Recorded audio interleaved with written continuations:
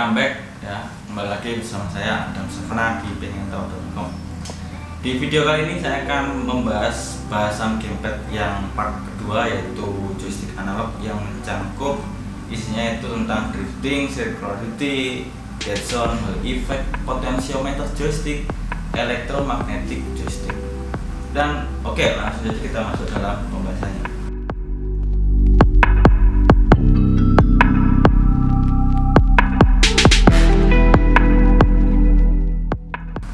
Joystick itu adalah perangkat input yang digunakan untuk mengkontrol gerakan kursor. Kalau pada game, joystick ini berfungsi sebagai pergerakan karakter.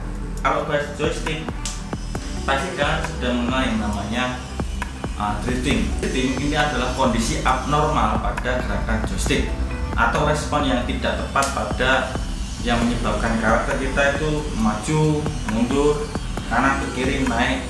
Kalau naik nggak sih ya? Maju mundur, itu gerakan tanpa kita menggerakkan joysticknya. Biasanya kalau nggak parah, saya itu kalau driftingnya parah ya, kondisi mati itu saya gerak-gerakan seperti ini dengan cepat ya, seperti ini. Jadi biasanya itu kalau kondisi driftingnya nggak parah itu bisa sembuh. Tapi misalkan kayak contohnya itu DualShock 4KW itu kan yang masa utamanya itu kan sering drifting, jadi nggak bisa harus ganti modul analognya. Sampai saat ini ada modul analog yang bisa mengatasi masalah drifting, yaitu modul analog elektromagnetik dari Bulikit.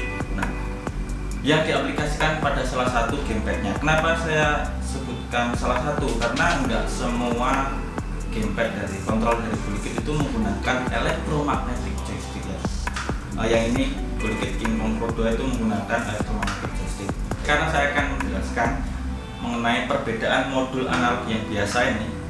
Yang biasa itu namanya menggunakan modul analog potentiometer dari Bulikit electromagnetic joystick. Nah, modul analog potentiometer itu menggunakan dasar hukum resistansi Ohm dengan meningkatkan dan menurunkan resistansi. Sedangkan modul analog elektromagnetik itu menggunakan dasar effect Hall. Effect Hall itu apa? Effect Hall adalah peristiwa berbeloknya aliran listrik karena pengaruh medan magnet.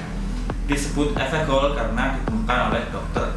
Edwin Hall pada tahun 1879. Dan effect Hall ini juga diaplikasikan pada banyak sensor ya, seperti proximity, positioning, speed, directional, dan masih banyak lagi.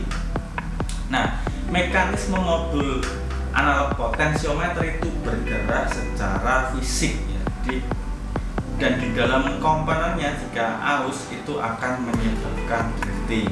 Sedangkan elektromagnetic joystick itu mekanismenya secara magnetik, tidak secara fisik. Jadi tidak ada bagian yang akan aus. Tidak ada bagian yang akan aus itu tidak akan menyebabkan drifting. Tetapi perlu diingat, medan magnet itu bisa melemah. Jadi saya pun juga belum review Bulikit ini ya. Saya juga belum mereview. Ini baru datang kemarin 3 hari yang lalu, belum saya review. Jadi bukan berarti gamepad yang menggunakan elektromagnetic joystick itu kastanya lebih tinggi ya dari potentiometer biasa. Kemudian potentiometer ini karena gerakannya itu secara fisik, jadi itu dia lebih responsif dan juga lebih akurat ketimbang elektromagnetic joystick. Jadi istilah kata-kata yang tepat itu bukan analog Hall effect ya, tapi kalau saya nyebutnya sih electromagnetic joystick. Oke, bahas drifting sudah, kemudian modul analog potentiometer sudah, electromagnetic joystick sudah. Sekarang saatnya bahas circularity dan dead zone yang juga berhubungan. Nah, circularity itu apa? Jadi kalau kalian sering ada tes circularity ya, kalau orang tes itu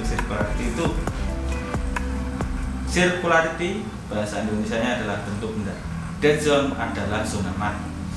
Circularity itu adalah bentuk bundar dari gerakan analog, sedangkan dead zone itu adalah zona mati, zona yang tidak merespon gerakan joystick kita. Nah, jadi jangan salah. Biasanya ada yang ngomong, bang, joysticknya dead zone enggak? Kemudian ada yang bilang saya pakai seri gamepad IPK contoh. Saya pakai gamepad IPK itu dead zone arah kiri, itu sebenarnya bukan dead zone ya, tapi lebih ke modul potensiometer. Kembali lagi, modul potensiometernya tidak bisa merespon gerakannya. Karena apa? Karena dead zone itu berbentuk circularity, bukan salah satu. Misalkan dead zone itu berbentuk circularity, dia itu bukan salah satu ke kiri atau ke kanan. Kalau misalkan tidak bisa digerakkan ke kiri, itu ya memang dia tidak, modul analognya tidak bisa mengubah nilai 0 dari 100, jadi nilainya tetap sama, tetap 0. Kemudian dead zone itu juga bisa diatur ya. Kalau semakin besar dead zone itu semakin lambat responnya gerakan joystick, semakin kecil semakin cepat. Jadi kalau di gamepad 8 bit itu kita bisa mengatur dead zone-nya bisa besar, bisa kecil. Nah, dead zone ini memang didesain untuk mengurangi pergerakan yang tidak perlu. Jadi kita itu kan nggak pasti ya. Kita itu nggak pasti kalau main game itu tangannya itu ya pasti di center area yang poinnya 000 itu kan. Nggak mungkin di center area itu, tetapi kan pasti ada geraknya di kiri, ada kan. Nah, itu adalah untuk mengurangi gerakan yang tidak perlu seperti itu. Itulah makanya adanya di desain dead zone. Saya akan memberikan gambar dead zone dan circularity. Anggap saja yang bulat sempurna itu circularity-nya bagus lah. Kemudian yang kotak itu mempunyai circularity yang kurang bagus atau karena jelek, atau bisa dikatakan yang gamepad yang abal-abal ya, X3 Voyu itu pasti itu circularity-nya jelek. Nah, warna biru, panah warna biru itu adalah area, itu adalah gerakan joystick. Kemudian warna putih itu adalah area yang merespon gerakan. Kemudian warna merah itu adalah area yang tidak merespon gerakan alias dead zone. Nah, dengan jarak tempuh yang sama, jarak tempuh yang biru-biru itu dengan jarak tempuh yang sama, pasti akan lebih responsif, akan lebih benar nilainya kalau circularity-nya itu berbentuk bulat sempurna. Itulah kenapa ada tes circularity sebuah gamepad. Kalau ditanya apakah Gulipkit King Kong Pro 2 ini dia itu mempunyai circularity yang bagus, elektromagnetik, ya kan? Jawabannya ya, dia punya center area itu 0000000. Xbox itu enggak sampai 00 ya, dia tuh pasti ada 0003. Kalau nggak salah, nanti saya akan kasih tunjukkan kebenaran. Dia tuh enggak zero, center areanya itu enggak 0000, tapi sudah ada nilainya walaupun kita itu tidak megang. Begitupun juga dengan DualShock 4. Kemudian bagaimanakah joystick analog yang bagus itu?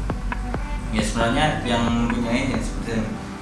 Bukan harus elektromagnetik joystick, tetapi yang mempunyai center area circularity itu bagus. Misalkan center areanya 000.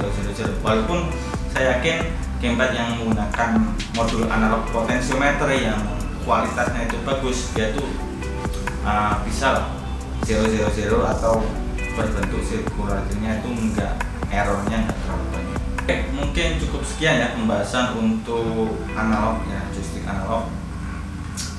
Terima kasih sudah menonton video ini dari awal sampai akhir. Kalau ada pertanyaan, kalau ada pernyataan atau mungkin kalian punya pendapat lain, silahkan tulis saja di kolom komentar.